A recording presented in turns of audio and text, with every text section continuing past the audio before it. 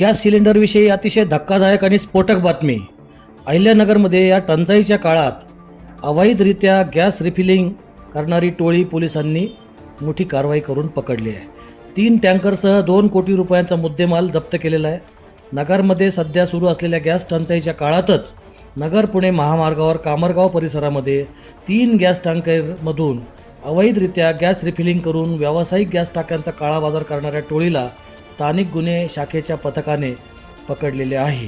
त्यांच्याकडून सुमारे 2,01,09,000 रुपये किमतीचा मुद्देमाल हस्तगत करण्यात आला आहे. HP कंपनीचा 57 ton gas, 3 HP gas tanker, Bharat gas कंपनीच्या 2 भरलेल्या आणि 18 रिकाम्या गॅस टाक्या, एक अशोक लेलँड कंपनीचा टेम्पो, एक लोखंडी मोठा पाना, गॅस भरण्यासाठी वापरले जाणारे पाईप, असं विविध प्रकारचं जे काही साहित्य आहे ते जप्त करण्यात आलेलं आहे.